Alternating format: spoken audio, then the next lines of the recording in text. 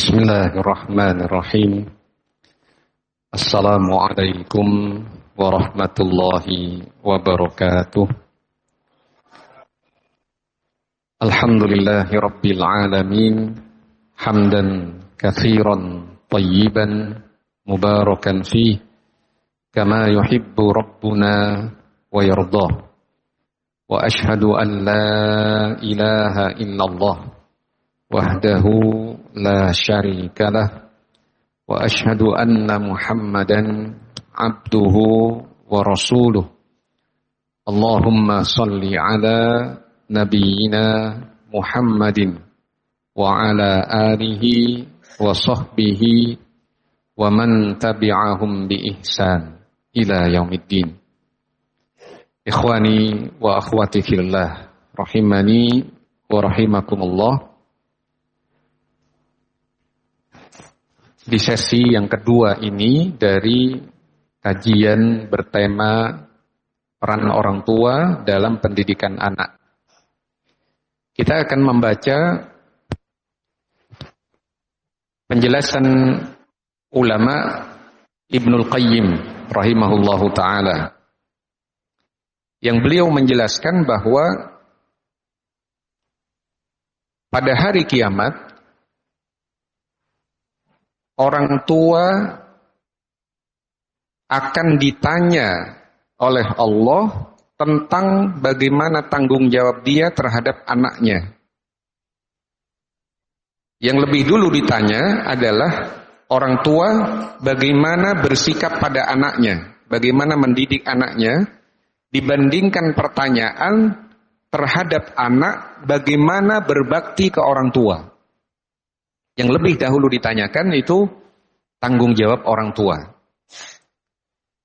Kata Ibnul Qayyim rahimahullah, wa qala ba'du ahlil ilmi, sebagian ulama berkata, innallaha subhanahu yas'alul walid an waladihi yaumal qiyamah.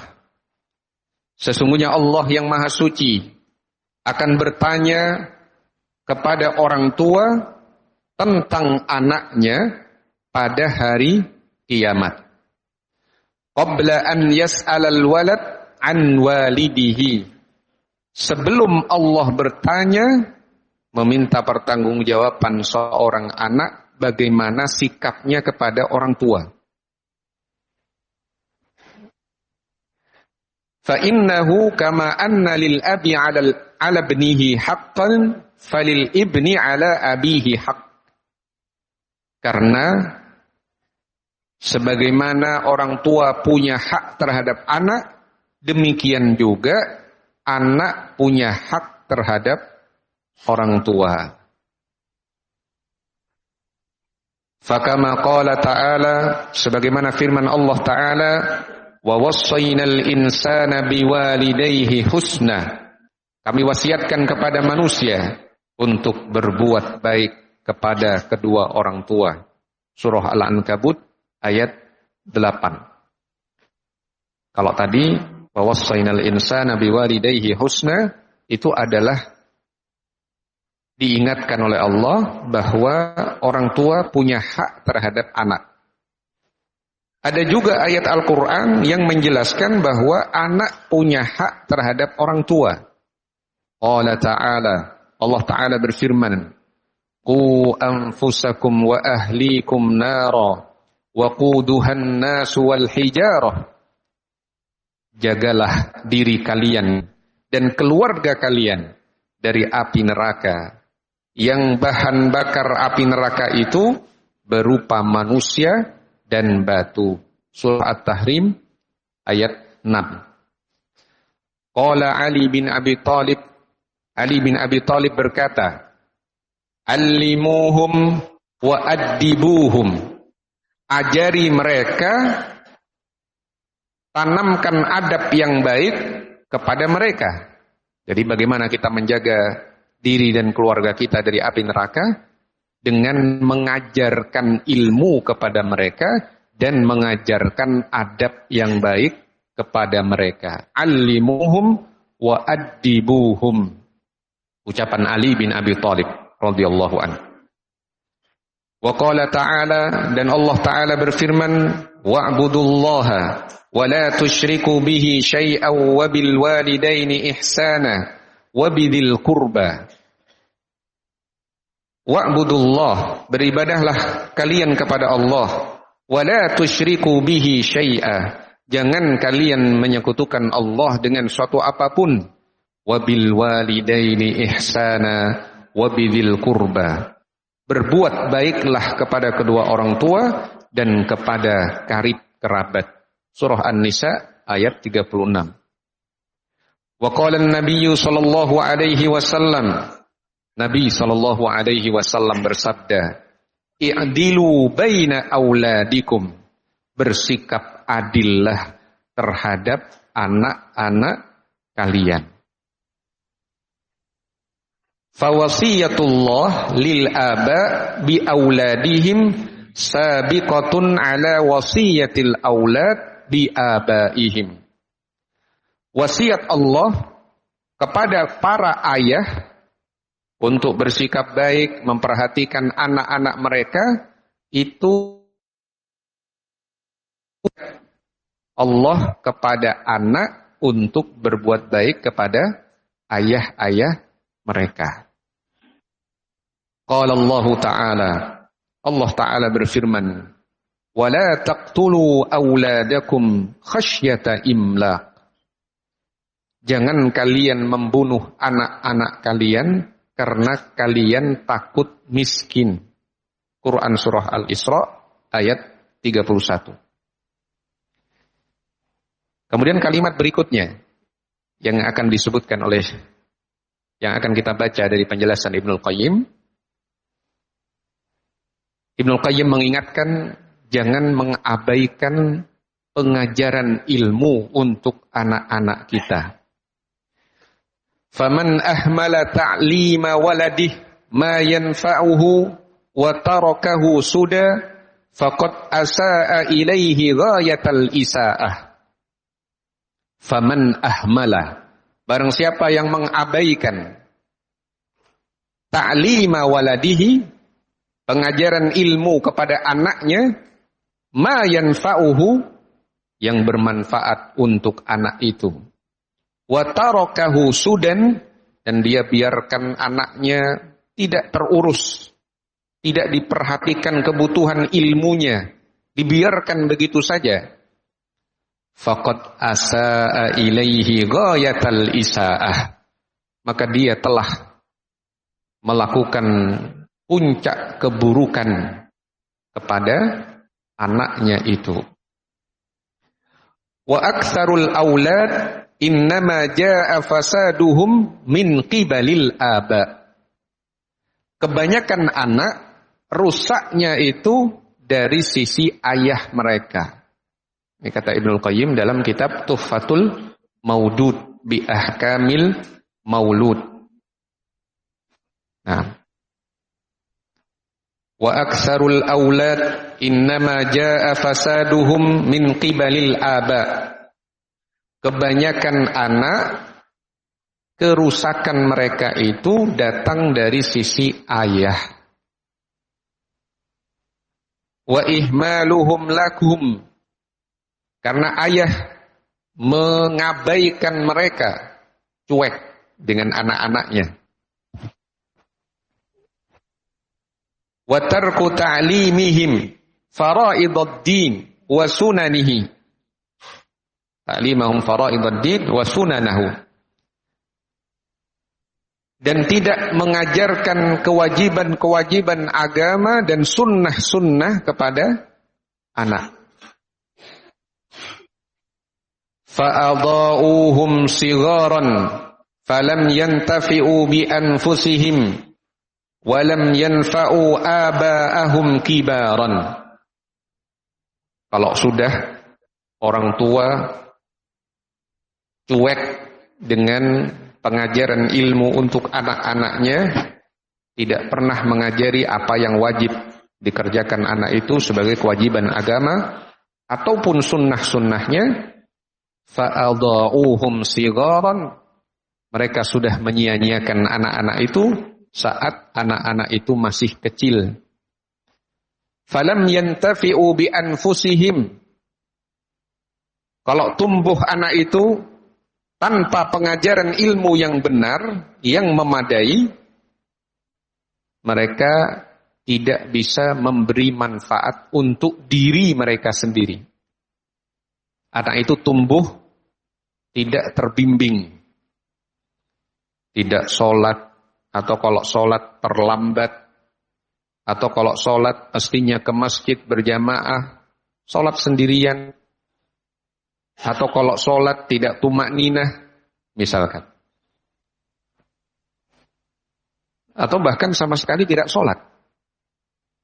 Karena tidak pernah dipedulikan oleh orang tua mereka, oleh ayah mereka. Falam yantafi'u bi anfusihim wa lam yanfa'u aba'ahum kibara. Mereka tidak bisa memberikan manfaat untuk diri mereka sendiri, dan tidak bisa memberikan manfaat untuk ayah-ayah mereka saat mereka sudah besar. Atau ketika orang tuanya sudah lanjut usia. Kama ataba ba'duhum waladuhu 'alal uquq. Sebagaimana ada ucapan seorang anak ketika mencela ayahnya. Kenapa dia berdurhaka kepada orang tuanya? Dia timpakan kesalahan itu kepada ayahnya. Ada ucapan mereka, faqala ya abati innaka aqaqtani saghiran fa aqaqtuka kabira. Wahai ayahku, sesungguhnya engkau dulu sudah durhaka kepadaku saat aku kecil. Durhakanya orang tua kepada anak itu maksudnya diabaikan, tidak dipedulikan, tidak ada perhatian terhadap kebutuhan-kebutuhan ilmu, adab anak. Itu orang tua durhaka. Ya abati innaka aqaqtani saghiran. Wahai ayahku, sesungguhnya engkau dulu waktu aku kecil, engkau durhaka kepadaku. Fa'aqaqtuka kabiran, maka aku pun durhaka kepadamu ketika aku dewasa. Wa adha'tani walidan fa'adha'tuka syaikhan.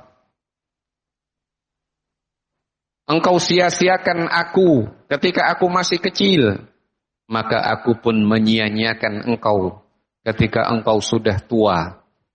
Masya Allah. Ini yang disebutkan oleh Ibnul Qayyim rahimahullah di dalam kitab Tuhfatul Maudud bi Ahkamil Maulud. Nah, kita diingatkan dengan pendapat sebagian ulama pada hari kiamat nanti yang lebih didahulukan pertanggungjawabannya itu adalah pertanggungjawaban ayah terhadap anaknya. Sebelum anak dimintai pertanggungjawaban, bagaimana sikapnya terhadap ayahnya. Dan beliau ingatkan kepada kita, barang siapa yang mengabaikan pengajaran ilmu untuk anaknya, tidak peduli untuk memberikan ilmu yang bermanfaat kepada anak itu, dibiarkan begitu saja, maka dia telah berbuat buruk dengan tindakan yang sangat buruk kepada anaknya itu. Dan kebanyakan anak kerusakannya datang dari sisi ayahnya. Ketika ayahnya mengabaikan mereka, tidak mengajari ilmu, kewajiban-kewajiban agama, dan sunnah-sunnahnya. Ayahnya mengabaikan mereka, menyia-nyiakan mereka di saat kecil. Maka anak itu tumbuh menjadi pribadi yang tidak bisa memberikan manfaat untuk dirinya, tidak juga bisa memberikan manfaat untuk orang tuanya ketika dewasa. Sebagaimana sebagian anak mencela orang tuanya karena sudah durhaka. Ya abati innaka aqaqtani saghiran fa aqaqtuka kabiran wa adha'tani walidan fa adha'tuka syaikhan. Wahai ayahku, engkau dulu durhaka kepadaku ketika aku kecil. Maka aku pun durhaka kepadamu ketika aku besar. Dan engkau menyia-nyiakan aku ketika aku masih kecil, maka aku pun menyia-nyiakan engkau ketika engkau sudah tua. Ini Ibnu Qayyim Al-Jauziyah menyebutkan dalam kitab Tuhfatul Maudud bi Ahkamil Maulud. Sebuah kitab yang menjelaskan apa saja sunnah-sunnah ketika anak itu terlahir, tahapan-tahapannya, memberikan nama, akikoh dan sebagainya. Itu ada dalam kitab Tuhfatul Maudud bi Ahkamil Maulud. Kalau tadi kita melihat akibat mengabaikan anak waktu kecil sehingga anak mencela orang tuanya. Kalau kita lihat bagaimana sahabat Nabi Abu Hurairah, kebalikannya. Abu Hurairah itu berbakti kepada ibunya, mengingatkan jasa ibunya karena sudah begitu baik mentarbiyah Abu Hurairah saat kecil. Nah, jadi Abu Hurairah itu kalau sudah memasuki wilayah dia, maka dia akan menyampaikan kepada ibunya, Assalamu alaiki wa rahmatullahi wa barakatuh. Semoga keselamatan untukmu wahai ibuku. Semoga rahmat dan keberkahan Allah tercurah untukmu wahai ibuku. Ya ummatah, wahai ibunda. Kemudian dijawab sama ibunya, wa alaikassalam wa rahmatullahi wa barakatuh. Semoga keselamatan, rahmat dan keberkahan Allah juga tercurah kepadamu wahai Abu Hurairah. Setelah itu Abu Hurairah menyatakan, rahimakillah kama rabbaitini shaghira. Semoga Allah merahmati engkau wahai ibuku karena engkau sudah begitu baik mendidik aku, mentarbiyah aku ketika aku kecil. Maka ibunya menjawab, ya bunayya wa anta fajazakallahu khairan wa radiya anka kama barartani kabira. Demikian juga untukmu, semoga Allah membalasmu dengan kebaikan. Wahai anakku, semoga Allah meridai engkau sebagaimana engkau berbakti kepadaku ketika engkau sudah dewasa. Nah, ini berkebalikan dengan sesuatu yang diceritakan oleh Ibnul Qayyim tadi. Teladan dari sahabat mengungkapkan ucapan terima kasih kepada ibu. Ibu, dulu ibu sudah begitu baik mentarbiyah saya. Didoakan ibunya dengan doa-doa kebaikan. Maka ada jawaban dari ibunya, demikian juga engkau wahai anakku, semoga Allah membalas engkau dengan kebaikan. Semoga Allah meridhai engkau karena engkau telah berbakti kepadaku ketika aku besar. Nah, jadi ini adalah sebagian contoh bagaimana sahabat Nabi mereka mengakui kami mencapai tingkatan seperti ini karena dulu mendapatkan tarbiyah yang baik dari engkau wahai ibuku. Nah, kemudian kalau kita bicara di masa kita saat ini, peran orang tua dalam pendidikan anak. Anak kita menghadapi tantangan yang dahsyat. Godaan-godaan, hal-hal yang bisa memalingkan dari tolabul ilmi. Ya, terutama kalau yang sekarang banyak terjadi itu begitu berbahayanya telepon pintar, handphone ya, yang berbasis Android atau iPhone juga media sosial. Sangat meracuni anak-anak kita. Kalau dalam penelitian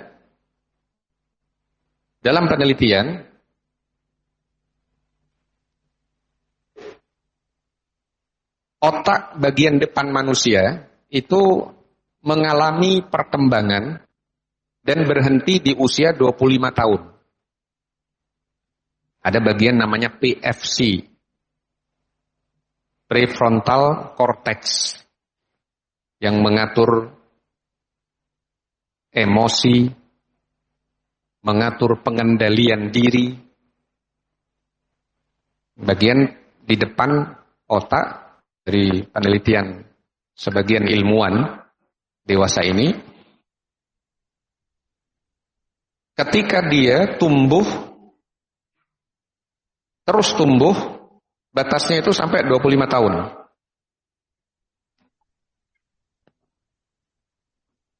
Kerusakan akibat handphone ataupun media sosial itu dirasakan oleh banyak orang. Pada masa pandemi, di sekolah-sekolah umum, anak-anak dibebaskan untuk mengakses dengan gawai, dengan HP, dengan alasan tugas sekolah. Tetapi kemudian di masa-masa itu bertambah jumlah keluhan anak yang kecanduan gawai. Kecanduan gawai menjadi sebuah penyakit mental. Bukan sekedar kecanduan biasa, tetapi mereka menjadi pasien-pasien rumah sakit jiwa. Maka sebagian rumah sakit jiwa itu menyediakan bangsal-bangsal tambahan sebagai rehabilitasi untuk anak-anak yang terkena kecanduan gawai, HP. Dan itu mudah sekali diakses beritanya. Pernyataan dari humas atau dokter di Rumah Sakit Jiwa Menur, Surabaya, Rumah Sakit Jiwa Cisarua, banyak kali. Nah, ketika sudah kecanduan, memang masih ada harapan bisa disembuhkan. Tetapi ada bagian yang sudah rusak. Belum lagi kita bicara bahaya pornografi. Dari hasil penelitian salah satu dokter syaraf bedah otak di Amerika, kerusakan otak akibat pornografi itu lebih parah dibandingkan kerusakan otak akibat narkoba. Kalau kerusakan otak akibat narkoba itu menyebabkan kerusakan di 3 bagian otak. Sedangkan kerusakan otak akibat pornografi itu mengakibatkan 5 bagian otak yang rusak. Ya. Ini sebagiannya pernah saya sampaikan di kajian tentang bahaya penggunaan smartphone dan media sosial. Ada sebagian orang tua itu yang berusaha merayu anaknya, "Nak, kamu mondok." "Tidak mau ayah, saya sudah capek." Futur anaknya. Kemudian ayahnya atau ibunya mengiming-imingi, "Sudahlah nak, kamu masuk pondok pesantren, nanti ayah belikan HP." Itu salah. Justru kita akan mengarahkan anak kita kepada sesuatu yang merusak dia. Kalau tadi hasil penelitian itu, bahwa otak ini terus berkembang sampai matangnya di usia 25 tahun. Di usia-usia di bawah itu masih memungkinkan rusaknya bagian PFC, bagian depan otak itu. Prefrontal cortex, bagian depan. Apalagi ketika dia sampai kena pornografi, bagian itu menyusut yang seharusnya berkembang. Nah, dan itu mempengaruhi kepribadian dia. Rusak mental anak itu. Maka sebelum itu terjadi, kita sama-sama mengingatkan. Anak kadang sudah malas belajar di ma'had, yang dia pikirkan bagaimana masa liburan, supaya di masa liburan dia bisa main HP. Ketika selesai masa liburan dia kembali ke ma'had, hilang gairah belajar karena dia di rumah main HP. Dan hasil penelitian menyebutkan tempat terbanyak mengakses pornografi lebih dari 60% ke atas, 70% ke atas bahkan mungkin, itu di rumah yang terbanyak. Karena ketika di rumah dia lebih tanpa pengawasan. Nah, kalau misalkan antum butuh berkomunikasi dengan anak karena kebutuhan tertentu, jangan pakai yang smartphone. Dan ini nasihat dari Syekh Shalih Al Fauzan. Kalau antum perlu ngasih alat komunikasi kepada anak, berikan alat komunikasi yang cukup mukalamah saja, bisa untuk bicara saja, telepon saja. Dan jangan beri SIM card itu sebagai kepemilikan anak, anggap itu milik orang tua.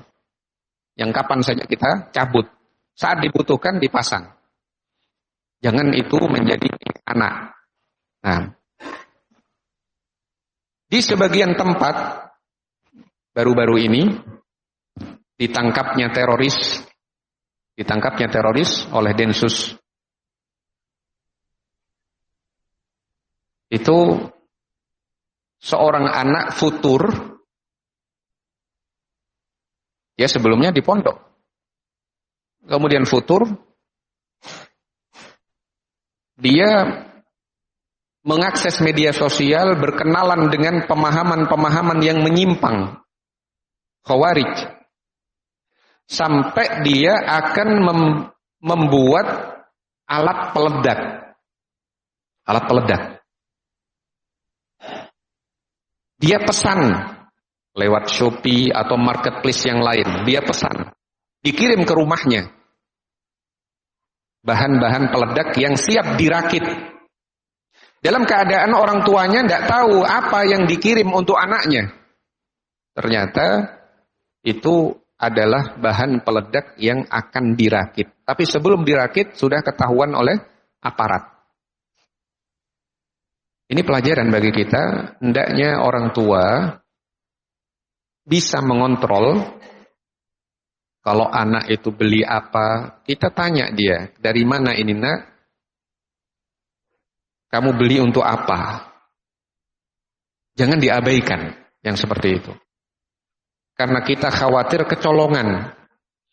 Kita khawatir sudah baru menyadari saat terlambat waktunya.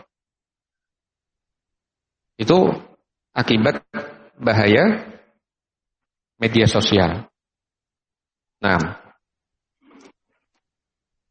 jadi perhatian orang tua terhadap pendidikan anak itu jangan hanya saat anak berada di ma'had. Bahkan lebih penting lagi ketika anak mengalami masa liburan. Kalau di ma'had, alhamdulillah ada jadwal-jadwal yang teratur, yang harus mereka ikuti. Jadwal belajar, jadwal sholat, jadwal makan, jadwal bersih-bersih, piket, jadwal olahraga, teratur. Tapi sulit didapatkan itu ketika di rumah. Dan orang tua mungkin karena sayangnya pada anak, kangen sudah lama tidak ketemu, akhirnya terlalu membebaskan anak. Yang itu bisa merusak kondisi mereka. Sebelum terlambat, semoga kita masih bisa memperbaiki keadaan anak-anak kita. Nah,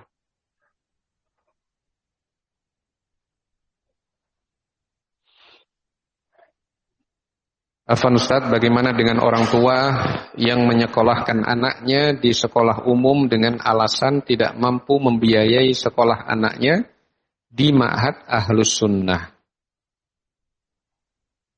Kebanyakan Ma'had Ahlus Sunnah justru biayanya tidak banyak. Nah, tetapi yang menjadi masalah adalah kita bertanggung jawab terhadap pola pikir anak kita, terhadap akidah anak kita. Dimanapun Anda meletakkan pendidikan anak Anda harus bertanggung jawab. Kalau ternyata mereka diajari maksiat, dan Anda berperan memasukkan anak itu di tempat dia dicekoki dengan maksiat itu, Anda berdosa. Kalau seandainya dia diajari maksiat, contoh maksiat, nyanyi, musik, tari-tarian, ikhtilat, bercampur aduk laki dengan perempuan. Nah, itu maksiat. Kita belum bicara kemungkaran yang lebih besar. Penyimpangan akidah, ya, toleransi yang kebablasan, misalkan. Kita belum bicara yang itu. Intinya, kita semua akan bertanggung jawab di hadapan Allah Subhanahu wa ta'ala, termasuk terkait dengan pendidikan anak-anak kita. Nah, mohon nasihat untuk suami dan istri yang suka membesar-besarkan masalah di dalam kehidupan keluarga. Nah, Nabi kita Shallallahu Alaihi Wasallam, beliau termasuk ketika bersikap terhadap istri, beliau abaikan sebagian kesalahan istri. Beliau mengabaikan. Makanya di dalam Al-Quran, ketika diceritakan, ya, Nabi mendapat cerita dari istri beliau,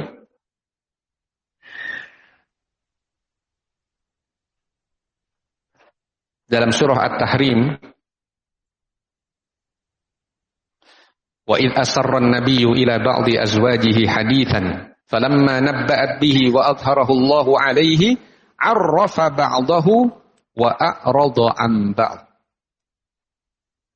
Ketika Nabi menasehati Hafsah yang menyampaikan cerita-cerita yang tidak benar, arrafa ba'dahu, Nabi ingatkan dengan sebagian ucapan, wa a'rada amba, dan Nabi berpaling dari ucapan-ucapan lain.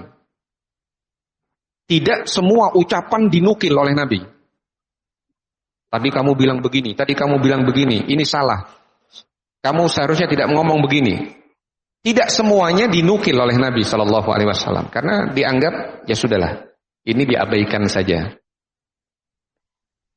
Ini adalah contoh bagaimana Nabi bersikap terhadap istrinya, dan itu adalah dalam surah At-Tahrim ayat yang ketiga.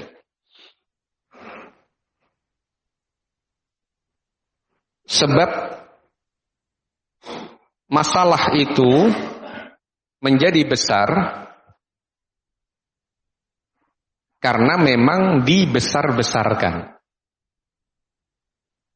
Sesuatu yang sebenarnya bisa dimaafkan, diabaikan, itu dibesar-besarkan. Nah, tapi hendaknya kita bersabar merubah perilaku yang seperti ini dari pasangan kita. Hendaknya kita bersabar. Dan kita mencontohkan bagaimana sikap kita kepada dia ketika sebenarnya itu ada masalah. Kita berusaha menganggap ini masalah bukan masalah besar. Untuk ditiru oleh dia dalam menyikapi sesuatu masalah itu, memandangnya sesuai dengan porsinya. Jangan masalah kecil kemudian dibesar-besarkan.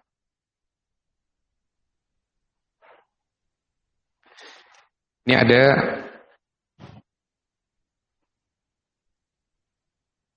yang terkait dengan pembahasan sebelumnya, jawaban saya dari pertanyaan-pertanyaan terkait kitabun nikah. Bismillah, afwan Ustadz, pada tanya jawab tadi malam saya bertanya apakah istri kedua, ketiga, dan keempat dari mertua kita mahram dengan kita. Kemudian Ustadz menjawab mahram karena mereka adalah ummahat bagi kita. Nah, ya ini mungkin yang sebelumnya saya salah memahami maksud dari pertanyaan. Diperjelas di sini, istri kedua, ketiga, dan keempat dari mertua. Artinya mertua laki-laki punya istri. Istri yang ke-1 itu mertua kita juga. Begitu. Apakah istri, maksudnya mertua kita, dia ibu kandung dari istri kita. Bagaimana dengan istri kedua, ketiga, keempat dari mertua kita laki-laki? Kalau yang seperti ini, mahram atau bukan? Bukan. Ya, jadi kalau saya jawab sebelumnya itu mahram, berarti jawaban saya yang sebelumnya salah, dan ini adalah koreksi terhadap jawaban itu. Nah, jazakallah khairan. Jadi penting untuk diingatkan ya, diingatkan seperti ini. Kadang kita salah di dalam menyampaikan.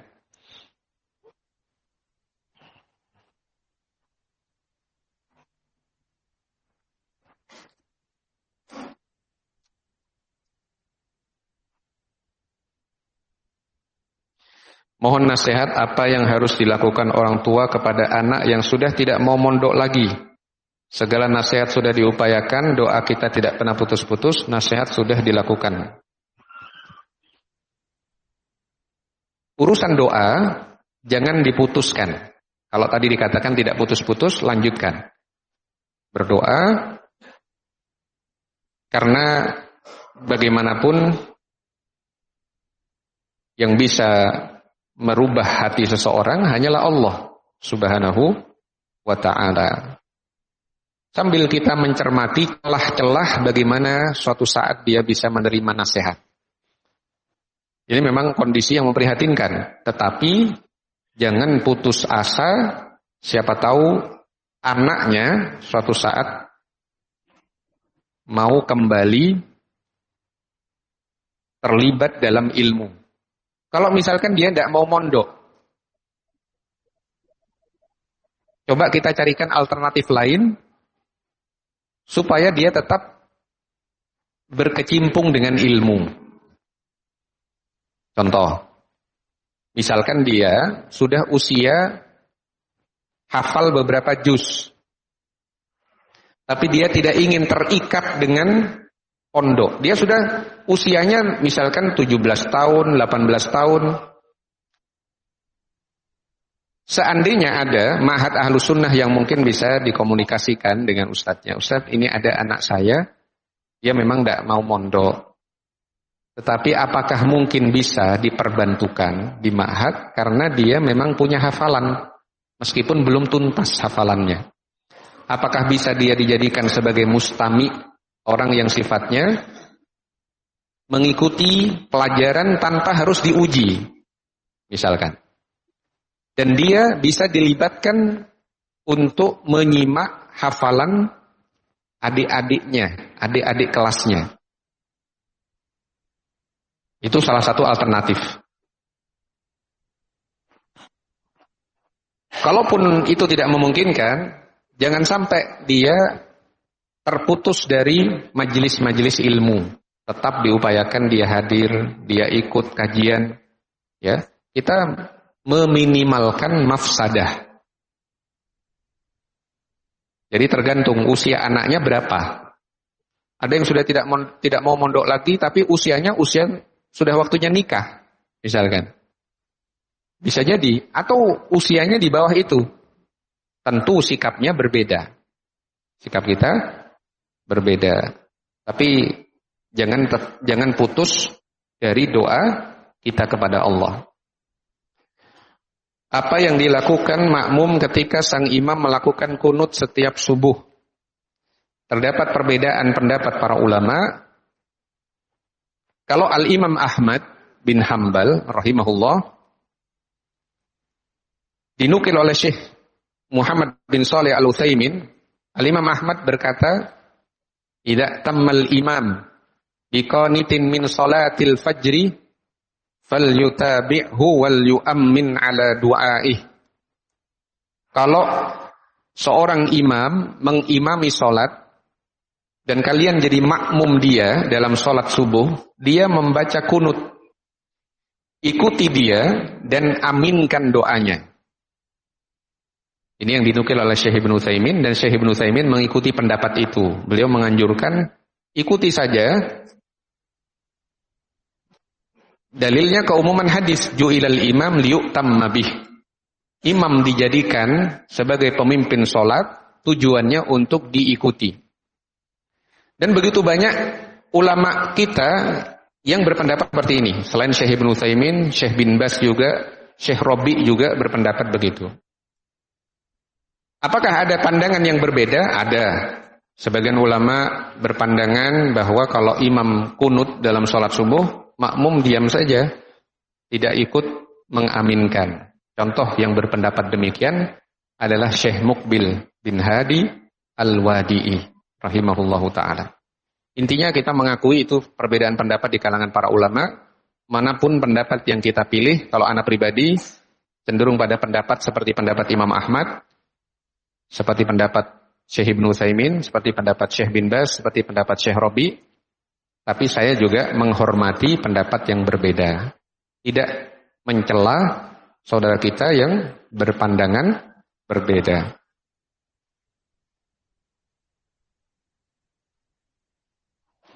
Afan Ustaz mau bertanya, bagaimana pendapat Ustaz sebagian orang tua memondokkan anaknya tapi ia mengupayakan ijazah dari sekolah umum untuk anaknya?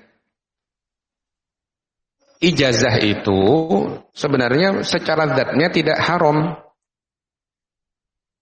Hanya saja bagaimana cara mendapatkannya. Apakah cara mendapatkannya tidak melakukan pelanggaran syariat atau iya?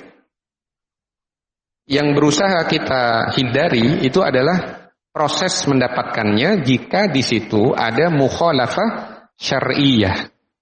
Pelanggaran-pelanggaran terhadap syariat. Nah, kalau itu yang terjadi, yang kita nasihatkan adalah jika memang bisa diupayakan, baik itu ijazah, penyetaraan atau lainnya, tanpa ada penyimpangan syariat, siapa yang bisa melarang? Tetapi pastikan dulu, takutnya memang di situ cuma akal-akalan. Kalau sekedar ijazah, begitu banyak lembaga yang mempermudah. Mau ijazah SD, SMP, SMA, bahkan perguruan tinggi. Diatur, kamu tidak usah masuk, ikut ujian sebentar, langsung ijazah. Begitu banyak yang seperti itu. Nah, tapi apakah itu kemudian menyalahi ketentuan pemerintah, berdusta untuk mendapatkan itu?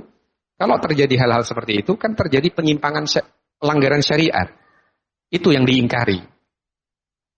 Apabila ternyata upayanya mendapatkan ijazah tanpa ada pelanggaran syariat, maka tidak mengapa insya Allah. Hanya kita perlu mencari di mana untuk mendapatkan seperti itu. Mohon nasihatnya Ustadz, apakah ada ketentuan besarnya nilai memberi kepada orang tua dengan mertua? Apakah harus sama? Tidak harus sama. Ini pembahasannya dalam fikih nafkah. Fikih tentang nafkah. Siapa orang yang paling berhak mendapat nafkah dari kita? Tingkatan paling tinggi, istri dan anak-anak.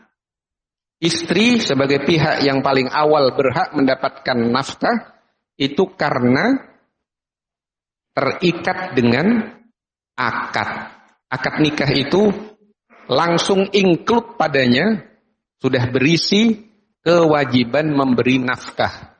Seakan-akan istri itu diikat oleh kita, kita yang ngatur, kamu tidak boleh begini, kamu tidak boleh keluar kecuali dengan izin. Maka bagian dari kompensasi kita mengikat dia itu, diberi nafkah. Kadang orang bingung, saya mau ngasih ini untuk istri atau untuk ibu.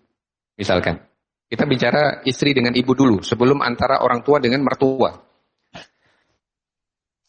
Untuk kebutuhan dasar, istri yang lebih berhak. Tetapi ketika ada kelebihan, istri sudah mendapatkan bagian jatah nafkah yang layak di bulan itu, di waktu itu, lebihnya ini yang paling berhak orang tua kita. Nah, kalau sekedar makanan pokok, sama-sama butuh, istri yang lebih berhak. Tapi kalau sifatnya makanan yang lebih dari itu, seperti susu misalkan, makanan yang sifatnya bukan makanan pokok, ini ibu lebih layak untuk diberi. Makanya di dalam hadis tentang 3 orang yang terjebak di dalam gua, yang masing-masing kemudian menyebutkan apa saja amalan yang dulunya ikhlas karena Allah, diduga ikhlas karena Allah, bertawassul dengan amalan itu. Salah satunya adalah orang yang setiap kali memerah susu, yang pertama dia dahulukan orang tuanya. Padahal istri dan anak-anaknya merengek minta susu itu, tapi tidak diberikan. Karena dia ingin yang pertama menikmati hasil perahan susunya adalah kedua orang tuanya. Dan ketika amalan itu dia sebutkan, bergeser sedikit pintu gua, menunjukkan diterima oleh Allah Subhanahu wa ta'ala. Ini karena sifatnya susu itu adalah makanan yang lebih dari sekedar makanan pokok. Orang tua berhak dapat. Nah, sedangkan mertua juga wajib bagi kita untuk bersikap baik kepadanya, ya. Meskipun levelnya bukan seperti berbakti kepada orang tua. Berbakti kepada orang tua ada nas-nas yang khusus di dalam Al-Quran. Sedangkan berbuat baik kepada mertua itu bagian dari akhlak yang mulia. Nah, jadi kalau dikatakan apakah sama yang diberikan kepada orang tua dengan mertua, tidak harus disesuaikan dengan kebutuhan saja.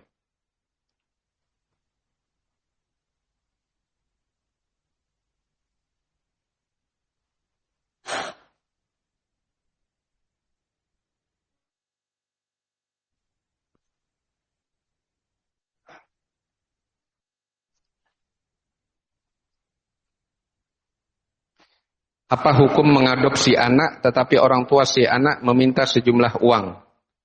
Dan jika mengangkat anak, apakah kita dapat pahala terus setelah kita meninggal sebagaimana hadis tentang doa anak soleh? Mengadopsi anak boleh-boleh saja selama dia tidak dinisbatkan kepada kita. Misalkan anak itu namanya Ahmad, kemudian dinisbatkan Ahmad bin nama kita. Tidak boleh, itu dosa besar. Kemudian juga harus mengikuti ketentuan syariat yang lain. Mengadopsi anak itu sifatnya lebih ke arah membantu, membiayai kebutuhan dia, membantu merawat dia. Kalau misalkan orang tuanya minta sejumlah uang, ya boleh saja, tidak apa-apa. Tetapi jangan putuskan komunikasi dan silaturahim anak itu dengan keluarga aslinya. Nah, dan tetap diberlakukan bahwa dia tidak berhak untuk mendapatkan hak waris dari kita. Dia pun juga tidak bisa memberikan warisan bagi kita kalau dia meninggal duluan. Karena tidak ada hubungan kekerabatan. Perhatikan juga masalah mahram. Kalau misalkan istri kita tidak menyusui dia, maka kalau dia laki-laki, anak itu laki-laki, dia bukan mahram bagi istri kita. Nah, dan kalau anak yang kita adopsi itu, dia disusui oleh adik kita perempuan, misalkan, maka kita menjadi paman sepersusuan. Kalau dia anak itu perempuan, dia mahram bagi kita. Nah, Jadi secara asal adopsi boleh, tapi ada batasan-batasan syariat yang tidak boleh dilanggar. Apakah kemudian kalau dia berdoa, kita juga dapat pahala terus? Seandainya anak itu kita asuh, kita ajari kebaikan, kita ajari Al-Fatihah, dia baca Al-Fatihah, selama dia baca Al-Fatihah sesuai dengan ajaran kita akan terus mendapatkan pahala. Demikian juga kebaikan-kebaikan lain. Kita ajari dia sholat yang benar, kita ajari dia cara berdoa, berzikir sesuai tuntunan Nabi. Setiap kali dia baca itu berdasarkan ajaran kita, meskipun dia anak angkat, kita dapat aliran pahala terus. Kalau anak itu selalu ingat kita, meskipun dia bukan anak kandung, saat kita meninggal, dia mendoakan ampunan untuk kita juga dapat manfaatnya.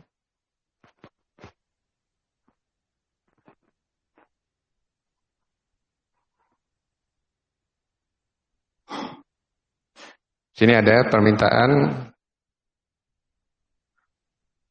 bagaimana nasihat antum terhadap para pelajar di saat liburan. Nah, para thalabah, anak-anakku sekalian, ketika kalian liburan, pertama bertakwalah kalian kepada Allah dimanapun kalian berada. Bagian dari contoh ketakwaan, sholat berjamaah di masjid, itu tetap dijaga dimanapun kalian berada. Jangan hanya saat berada di ma'had saja. Demikian juga menghindari kemaksiatan, bukan hanya dilakukan saat di ma'had saja, tapi ketika Anda berada di rumah, ketika kalian berada di tempat-tempat yang lain. Ittaqillaha haitsuma kunta. Bertakwalah kepada Allah dimanapun engkau berada. Kemudian jangan lewatkan satu hari pun kecuali kita memurojaah hafalan kita. Biasanya di ma'had akan diberi lembar kontrol, catatan hari ini menghafal apa saja, murojaah ataupun ziyadah. Kalaupun tidak ada, secara mandiri kalian upayakan untuk tetap memurojaah hafalan-hafalan kalian, karena itu sangat berharga bagi kalian. Berakhlak yang mulia dimanapun kalian berada, kepada orang tua, kepada orang yang sebaya dengan engkau, ataupun yang lebih muda. Nah, berakhlaklah yang mulia dimanapun engkau berada. Silakan kalian melakukan permainan-permainan yang mubah, melakukan aktivitas-aktivitas yang menyegarkan pikiran kalian, tapi dalam lingkup yang halal. Nah, bismillah, izin bertanya Ustaz, apakah doa bisa mengubah takdir? Jawabannya, doa itu bagian dari takdir. Doa kita, saya berdoa misalkan, itu bagian dari yang sudah tercatat di Lauhil Mahfud bahwa pada tanggal sekian di tempat ini, di jam ini, waktu ini saya berdoa kepada Allah. Itu bagian dari takdir. Sudah tertulis. Tidak ada satupun yang terlewatkan dari takdir Allah Subhanahu wa ta'ala. Nah, jadi yang perlu kita yakini adalah sebab dan akibat itu semua sudah tertulis di dalam takdir. Nah,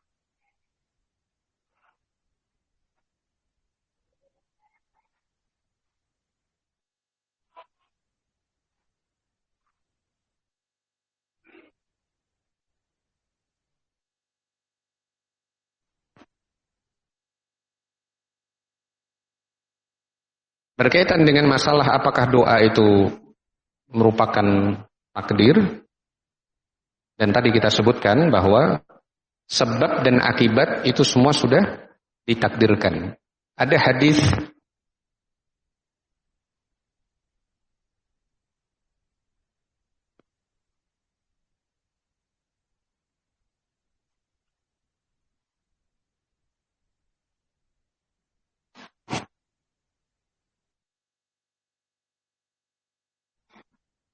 Ada hadis yang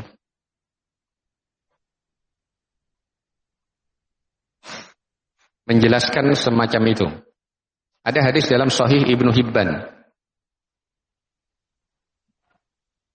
Ka'ab bin Malik bertanya, "Ya Rasulullah, ara'aita dawa'an natadawa bihi wa ruqan nastarqi biha wa asya' naf'aluha hal taruddu min qadarillah?" Ya Ka'ab, bal hiya min qadarillah.